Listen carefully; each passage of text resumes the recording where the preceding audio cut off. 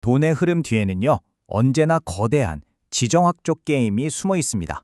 오늘은 바로 그 보이지 않는 손, 그 비밀을 한번 파헤쳐 보려고 합니다. 전쟁이 길어질수록 비트코인은 오른다. 혹시 요즘 이런 얘기 들어보셨나요? 이게 그냥 하는 말이 아니라 최근 시작을 그대로 보여주는 한 문장이에요. 실제로 중동에서 분쟁이 심해진 뒤로 전통적인 안전자산으로 불리던 금은 좀 주춤하잖아요? 근데 이상하게 비트코인 가격은 계속 오르는 정말 기묘한 현상이 벌어지고 있거든요. 과연 이게 정말 단순한 우연일까요? 아니면 혹시 누군가가 이미 다 설계해 놓은 거대한 자본의 흐름은 아닐까요? 오늘 우리는 전쟁 그 자체보다도 바로 이 돈의 방향이 바뀌고 있는 결정적인 순간을 한번 제대로 들여다보려고 합니다. 자, 그럼 이 모든 일들이 어디서부터 시작됐는지 그 첫 단추부터 한번 따라가 볼까요? 바로 지정학적 촉매입니다. 모든 건 중동의 분쟁에서부터 시작됩니다. 이란과의 긴장감이 높아지면서 전 세계 원유가 지나다니는 가장 중요한 길목, 바로 호르무즈 해협이 흔들리기 시작하죠. 여기가 흔들리면 곧바로 전 세계 에너지 공급망에 충격이 오고요. 그 결과는 바로 우리 집 앞 주유소 가격표에 나타납니다. 네, 바로 인플레이션이죠. 여기에 보이는 20%, 이 숫자가 바로 핵심입니다. 호르무즈 해협이 전 세계 바다로 운송되는 원유의 약 20%를 책임지고 있거든요. 다시 말해서 이 좁은 바닷길이 막히면 말 그대로 전 세계 경제가 마비될 수도 있다는 얘기입니다. 그리고 그 최종 결과는 인플레이션으로 나타납니다. 기름값 오르고 장바구니 물가 오르고 우리 생활비가 전부 다 오르는 거죠.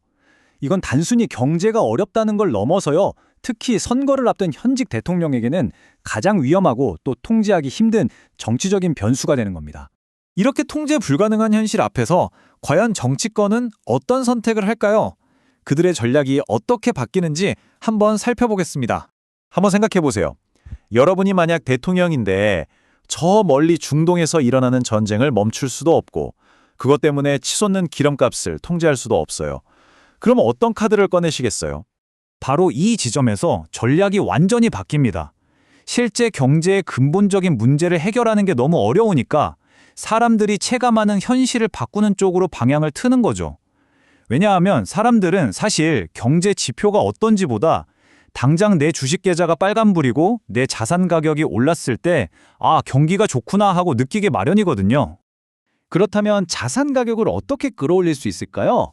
바로 여기서 완전히 새로운 자본, 즉 암호화폐가 무대 위로 화려하게 등장하게 됩니다. 이 전략을 아주 상징적으로 보여주는 사건이 바로 이거죠. 지난 4월 25일 트럼프 대통령의 마러라고 리조트에서 아주 특별한 만찬이 열렸습니다. 참석자들이 누구였냐면 온라인 커뮤니티에서 시작된 트럼프 밈코인의 상위 보유자들이었어요. 심지어 그중에서도 최상위 29명과는 따로 VIP 리셉션까지 열었죠. 이게 그냥 밥 한 끼 먹는 자리가 아니라는 거죠. 정치 자금의 패러다임이 통째로 바뀌고 있다는 아주 명백한 신호입니다. 과거에는 정치 자금이 대기업이나 월스트리트 은행에서 나왔다면 이제는 암호화폐 고래들 그리고 밈코인 커뮤니티라는 새로운 권력이 무대 위로 올라온 겁니다. 자, 이렇게 새로운 플레이어들을 끌어들였으면 그 다음은 뭘 해야 할까요? 맞습니다. 이들이 마음껏 뛸 수 있도록 판 자체를, 즉 규칙을 새로 만들어줘야 합니다. 그 핵심에 바로 이 클래리티 법안이라는 게 있습니다. 이 법안의 목표는 딱 하나예요. 이 디지털 자산이 주식 같은 증권이냐 아니냐 이 애매한 안개를 싹 걷어내는 거죠. 이게 왜 중요하냐면 만약 증권으로 분류되면 아주 까다로운 규제를 받아야 하거든요. 바로 이 불확실성 때문에 거대한 기관 자금들이 암호화폐 시장에 쉽게 들어오지 못했던 가장 큰 장벽이었습니다. 자, 한번 상상해 보세요. 이 규제의 불확실성이란 안개가 딱 걷히는 순간 어떤 일이 벌어질까요? 월스트리트의 그 거대한 기관 자금들이 정말 물밀듯이 들어올 겁니다. 그러면 암호화폐는 더 이상 변방의 투기 자산이 아니라 제도권이 공식적으로 인정하는 주류 자산이 되는 거죠. 그리고 이건 그냥 상상이 아닙니다. 이 변화는 이미 시작됐어요. 최근에 미국 증권거래위원회, 바로 그 SEC가 기존의 강경한 태도에서 한 발 물러나는 모습을 보이고 있거든요. 암호화폐 기업에 대한 소송을 취하는 등 이건 뭐랄까 이제 그만 싸우고 같이 갑시다 하는 명확한 신호라고 볼 수 있습니다.